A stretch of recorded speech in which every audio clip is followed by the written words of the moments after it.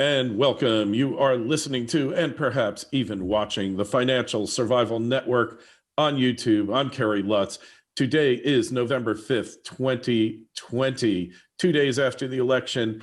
No resolution in sight, but does it really matter? The person you're about to hear from, you will find out soon what his belief is. And, well, it's a real interesting time. We would like you to write us. The email address is kl@kerrylutz.com, and tell us what you think. Is the worst upon us, or is there more bad news to come? Right now, our good friend Darryl Schoon is with us. Darryl, it's great to have you back on the show as always. So we were talking pre-call and you were telling me your thoughts and you read something that was really interesting. Why don't you read that to us and then we can talk about it? Okay. As background in my conversation with Kerry, I told him my focus on money began in 1992. All right. I had really never, I watched the markets, I was into gold, but it never caught my attention until these words came to me. It was 1991. In times of expansion, it is to the hare the prizes go. Quick, risk-taking, and bold, his qualities are exactly suited to the times. In periods of contraction, the tortoise is favored. Slow and conservative, quick only to retract his vulnerable head and neck, his is the wisest bet, when the slow and sure is preferable to the quick and easy. Every so often, however, there comes a time when neither the hare nor the tortoise is the victor. This is when both the bear and the bull have been vanquished, when the pastures upon which the bull once grazed are long gone, and the bear's lair itself lies buried deep beneath the rubble of economic collapse. This is the time of the vulture, for the vulture feeds neither upon the pastures of the bull, nor the stored up wealth of the bear. The vulture feeds instead upon the blind ignorance and denial of the ostrich. The time of the vulture is at hand. As I told you before, Kerry, those words came to me, out of the blue, in 1991. And I wrote them down, and it was spooky what it said. It's sort of like you're Noah, you've just started a family, and somehow a dream it said, get a boat, Noah, start building. And you're going, hey, we've had a drought for 3 years. What do you mean? This is what these words did to me. And that's when I began my study of money, all right? And the Great Depression specifically.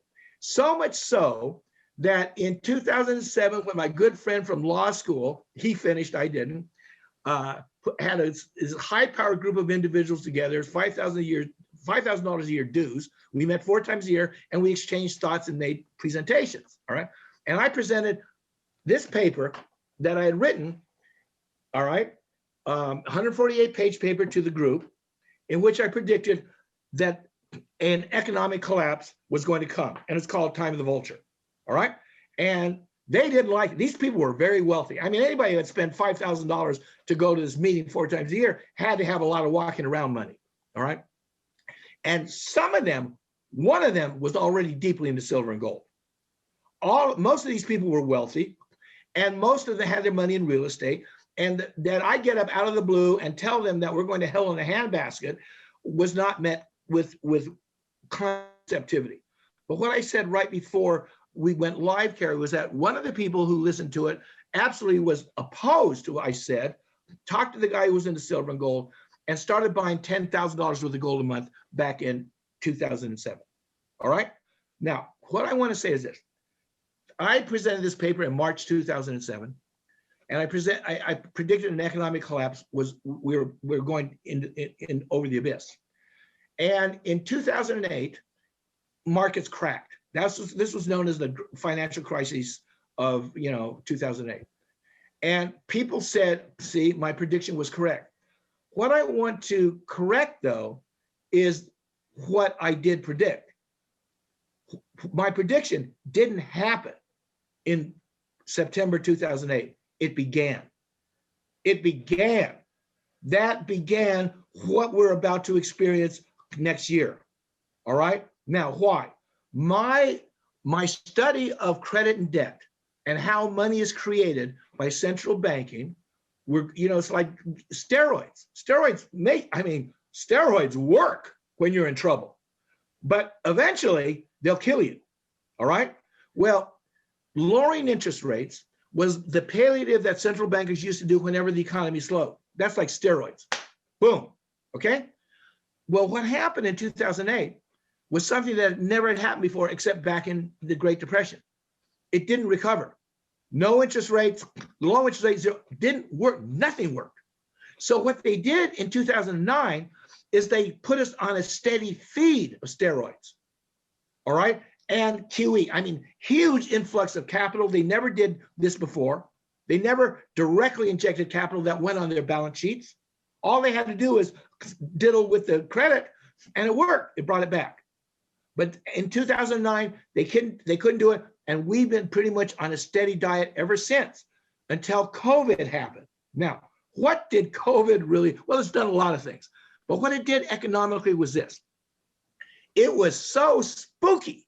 This damn thing, you could get it from people who didn't even know they had it, And you could go and talk to your grandmother, and pretty soon she's dead and everybody blames you.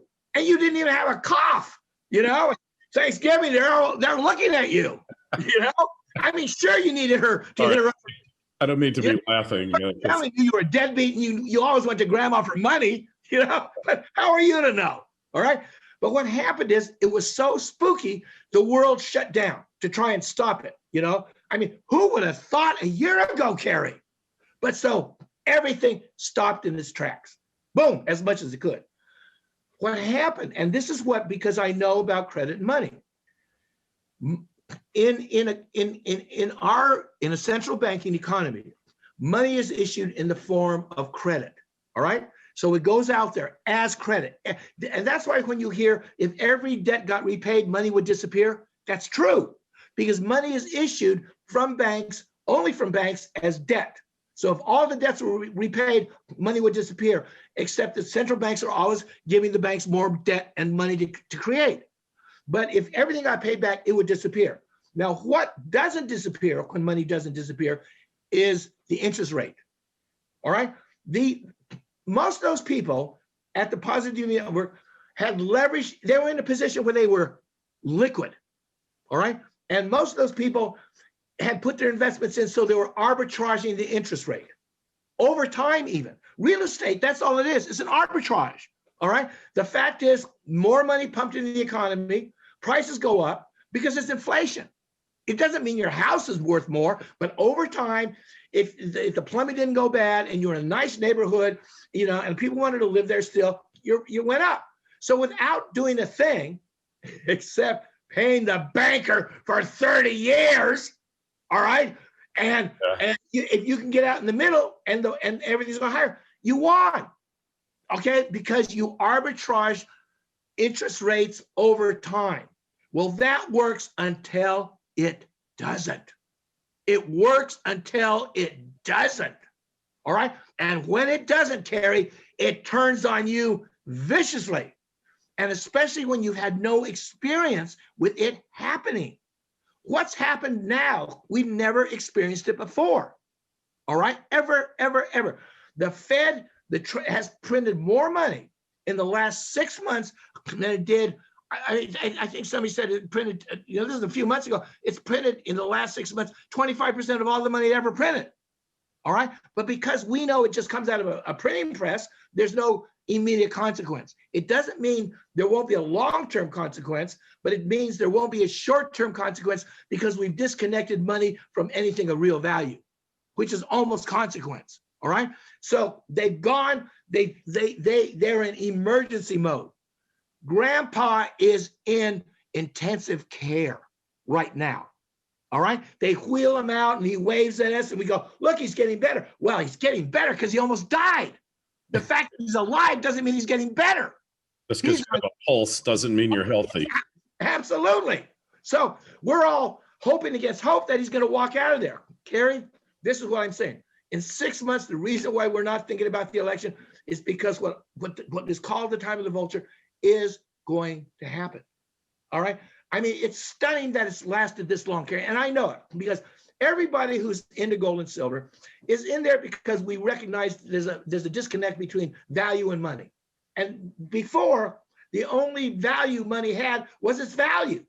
All right. That's why gold and silver coins intrinsically had value. Gold, silver, and copper, intrinsically had value, and people passed it around.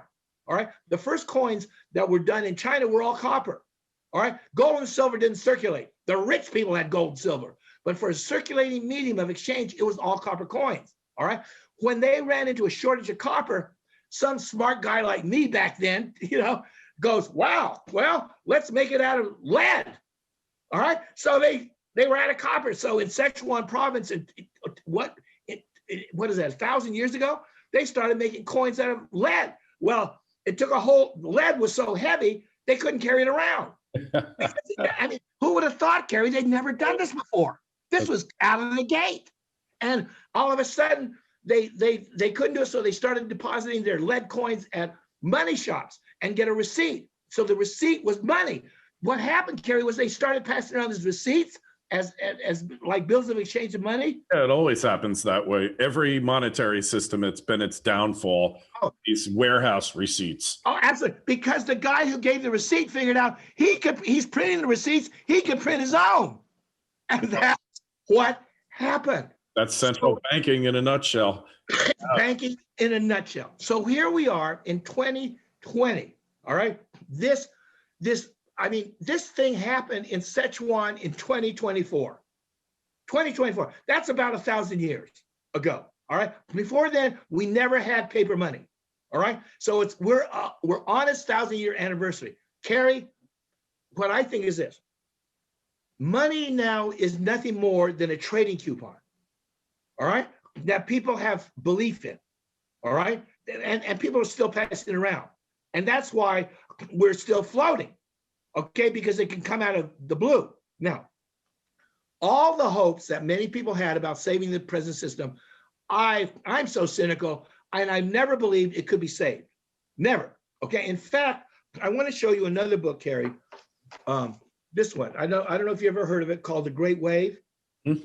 David Hackett Fisher. And I read this around 15 years ago. And he's an economic historian.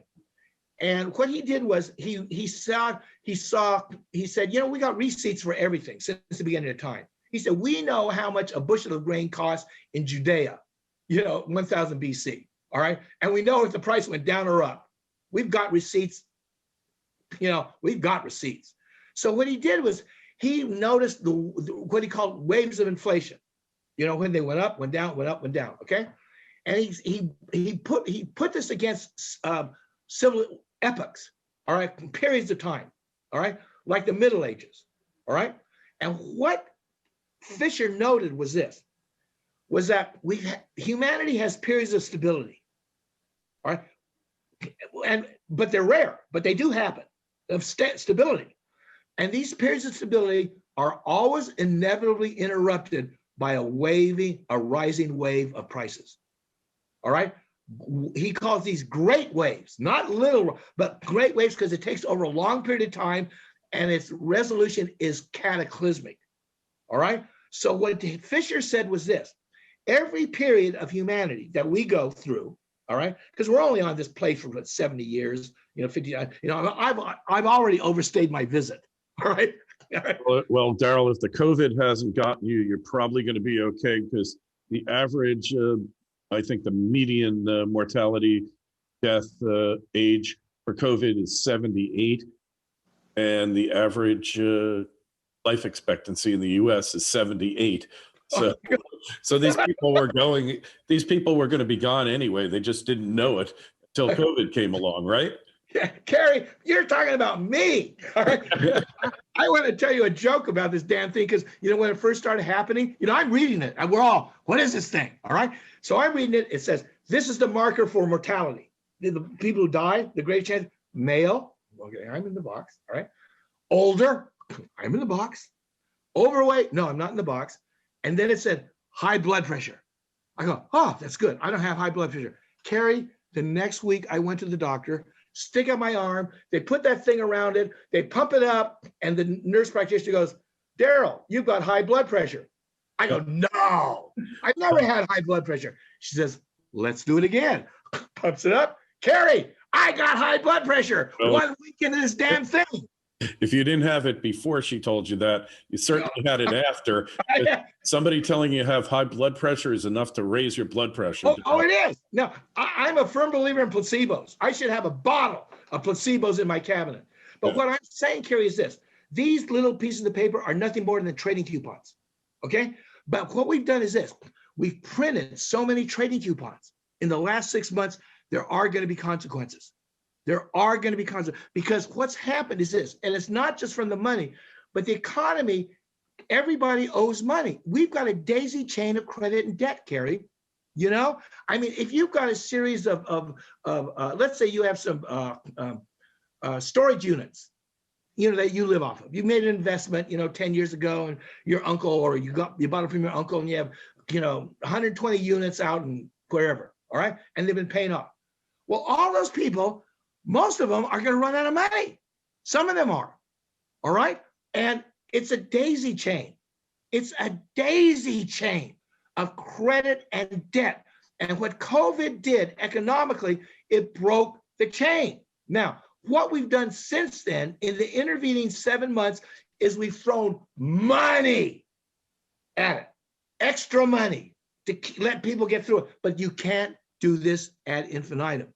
So why I'm saying we're not going to be talking about the election in 6 months is I believe, Kerry, what I saw with those words I heard about time of the vulture, they're going to come true in the next year. What I predicted started in 2008. What I think its resolution is going to be 2021, 22, 23. All right. Now, David Hackett Fisher said, these great waves of inflation come along every 160 years, 300 years. All right. He said the Middle Ages was flattened by a wave. The Renaissance came later. All right. Then the wave happened again. Age of Enlightenment came. Boom. Another wave.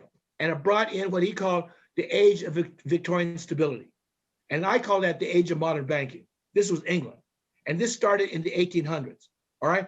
And he wrote his book in 1997, and he said, in the next 80 years, we are going to see a resolution of what he has seen is the greatest wave in history.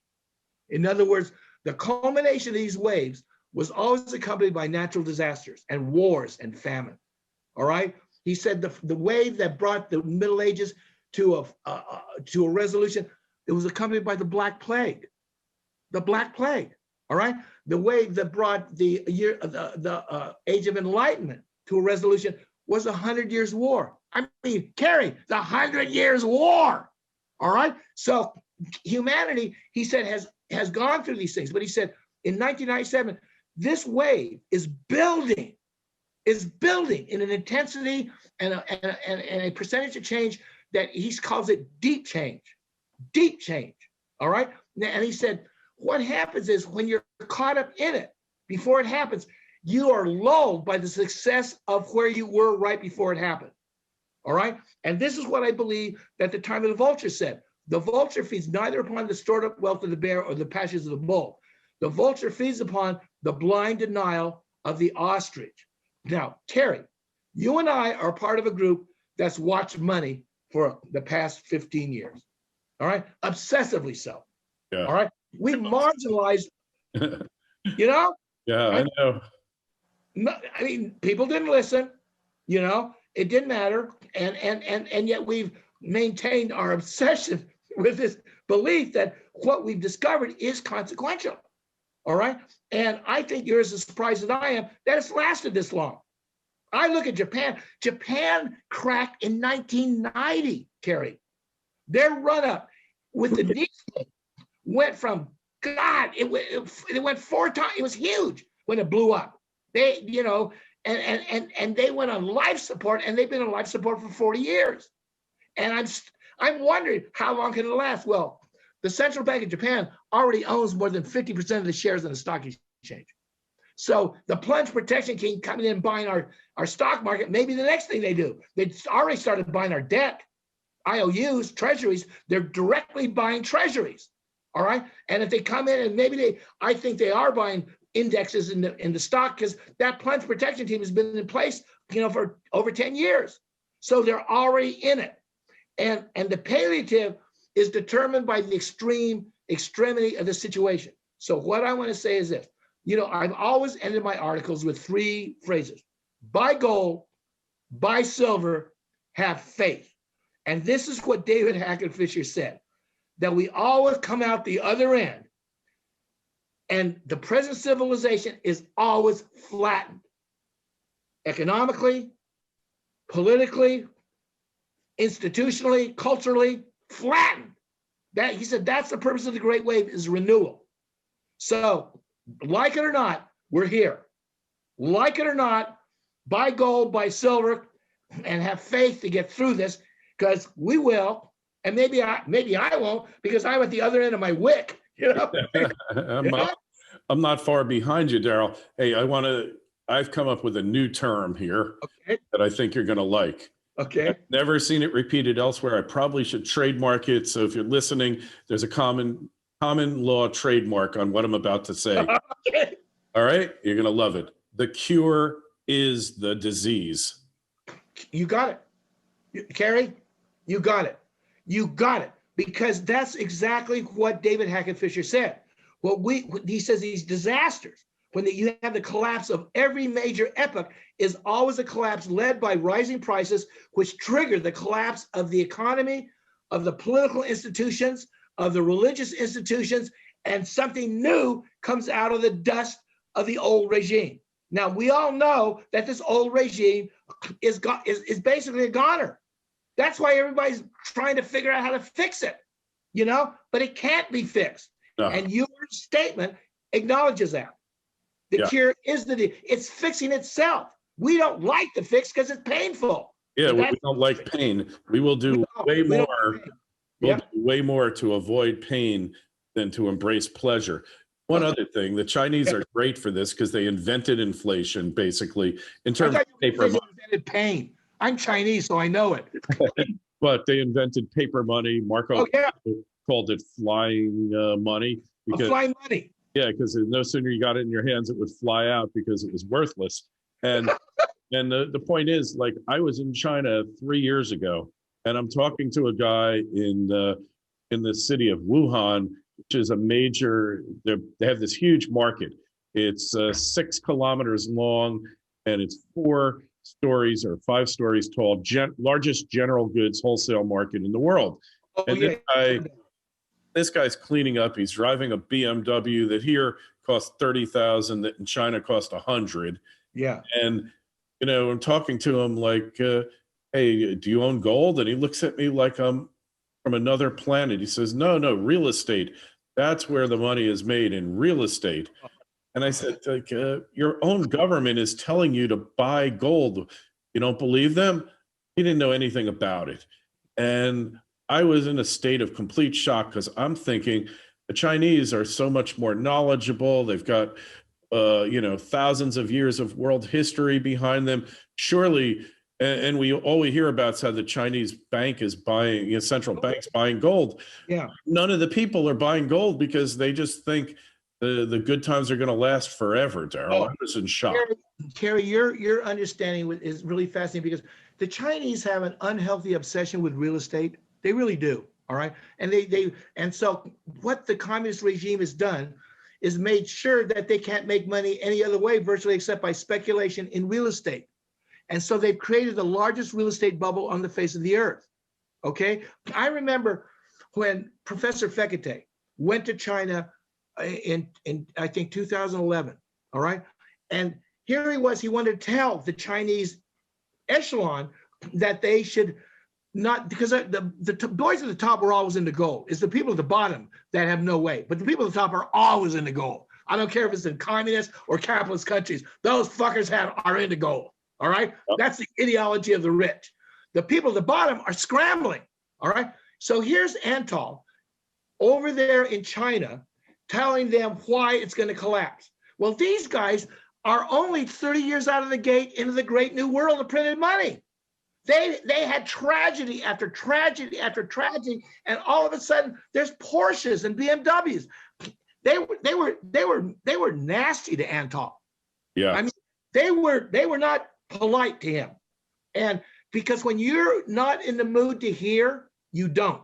But Kerry, what the time of the vulture said was this: that this time is going to feed on the ostrich, blind denial and ignorance. All right. And we all know it's out there. This guy in China was an ostrich because of his circumstance and his belief system. We are going to see the ostriches, and sticking their head in the sand is not going to work in a year. Hey, it's such a great point, and it's such a great metaphor for the general public out there, not just in the U.S., which has been dumbed down beyond all belief, all over the world, all over. And you and I have seen this thing coming for decades already. Oh, yeah. It's like we're in Indonesia, and the water is going out. The water is going out of the beach. There's no water on the beach. How can this be? Yeah. And some of us realize, hey, listen, this is an earthquake, and you know it's going to happen. Yeah, you better get out because there's a tsunami coming, and nobody's listening. I think more and more people are listening now. And all the instability that we see in our society, in our political system, in the global political system, everything, the wars breaking out, it's all as a result of this instability, this wave. Underlying instability. Yeah, and it's like you're a kid on the beach and you know the tsunami's coming, so you're going to dig a sandcastle thinking that that's going to protect you, right? You know, when I started writing out on the internet, when I got my reputation, it's interesting the people who are out there. And this guy writes me, Kerry, I never forgot his name, is Les Halliday. All right. And this guy had his cave. All right. This guy had his hydroponics. Now he may have been hit by a car after this happened, but he had bought high water boots, because he figured when it all falls apart, it's not going to happen. You're not going to be able to get boots like this. All right. So he's prepared. You talk about a prepper. Les was prepared. But he answered, he got contacted me because I had made a remark in one of my articles. And I asked the question, do you think, he said, I'm wondering, before Mount Vesuvius went up in Pompeii and buried the city of Pompeii, did anybody leave when it started? The first smoke started coming out. Who left? Who heeded the warning signs?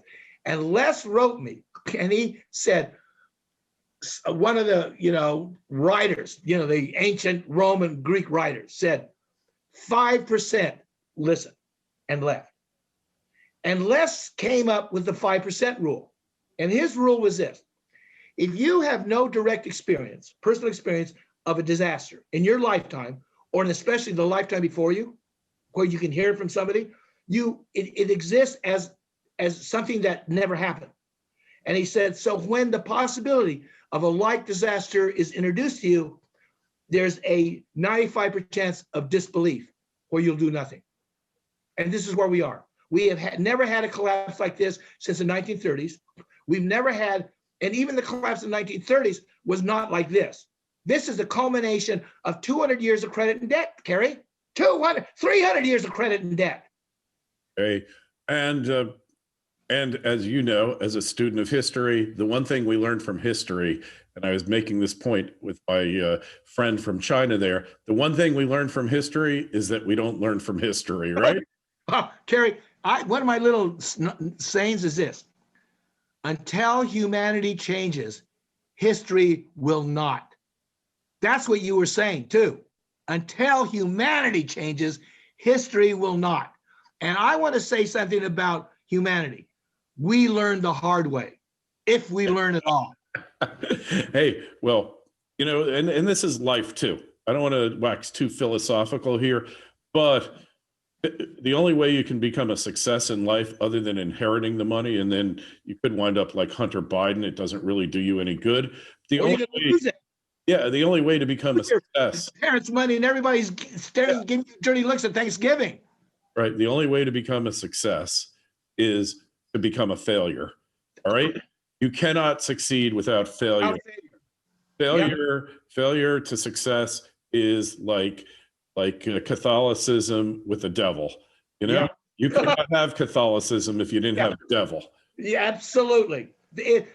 Failure is the whetstone of success. So true. And you know, I wrote a story a while ago during the like 2011, 12 when I got started in this, A Tale of Two Families. And my one grandfather lost everything in the Depression and never got back again. And he was a broken man. My other grandfather, he was out of work for like 6 months. Then the WPA project started. He had a reputation for honesty and being able to bring projects in under budget, ahead of schedule. They needed guys like that. So the other projects that they were fleecing, nobody would notice. And he made a fortune during the Great Depression. And my wife, my mother and my grandmother were wearing fur coats and had diamonds on their fingers. Kerry, this is what it is. I believe that if you sort of keep the faith through this, don't lose your head, because I mean, there are going to be opportunity upon opportunity to lose your head. But I firmly believe, after the vicissitudes of my 75 years on this planet and going up and down myself, that if you keep your head clear and don't get sucked into the up and down, you will be able not to get sucked into not to fall into the abyss, and you will be able to see the paths that are in front of you to succeed. And that's why we've been led to gold and silver. We knew this before it happened, Kerry, because of our I mean, I didn't ask for that download, those words about the time of the vulture. I think it was just part of my life. All right. I mean, that's how fatalistic I am. And here I am 30 years later talking about it's happening. It sure is. And this could easily be the end times prophesized in the Bible, but the end times aren't necessarily the end times of the earth and the people on it. The end of a major advancement or climax or whatever. That's what David Hackett Fisher said. He said these periods of economic, political, and institutional collapse happen every 300-400 years. He said, however, this wave of the Great Wave, he said the function of change is greater than any wave before. All right. And he wrote this in 1997, and he said it hasn't resolved itself, but it will in the next 60 years, 60 to 80 years. Okay. Somewhere in there, because that's how long it always takes. And here we are. So that's why buy gold, buy silver, have faith. Okay, well, in the immortal words of F. Scott Fitzgerald, one of his characters is talking to another and said, how did you go bankrupt? You had all that money. And he said, well, slowly at first and then quickly. I know the feeling. Yeah, we've all been there. Well, that's... Oh, boy. The price of success is failure. Oh, I had so much money at one time, Kerry. I quite didn't know what to do with it. And I realized I didn't have to know what to do with it because I was about to lose it all. Well, that solved the problem real quickly. Anyways, Darryl, what's your site these days? Dr. Schoon? www.drschoon.com. All right. I suggest you go there, keep a track of Darryl's latest missives, and we'll be talking to you again real soon. Hey, I know you got thoughts that Darryl's brought up a lot. You're going to want to share them with us. Email us, kl@kerrylutz.com. Make sure you go to the website, sign up for our free weekly newsletter. I'm about to shoot one out in the next day or so. I kind of have not been into it this week for obvious reasons, but I'm not letting election dysfunction get me down any longer. I'm moving ahead with our mission here. Darryl's moving ahead with his. This is just the noise that you're going to have to put up with. Darryl, this is going to last 10 years at least. It will. You know, that book, The Fourth Turning, you know, that talked about this shift. Exactly. They said these periods in history last 20 years. All right.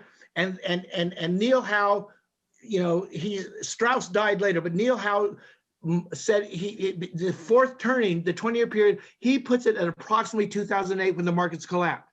So we've got a good 8 to 10 years to run. You're right. You got it. This isn't over. All right. Well, we'll leave it at that. Just send us an email, kl@kerrylutz.com. Darryl, thanks for taking time out Thank from you, your Kerry. day. Hey, we'll talk to you again soon. Yes.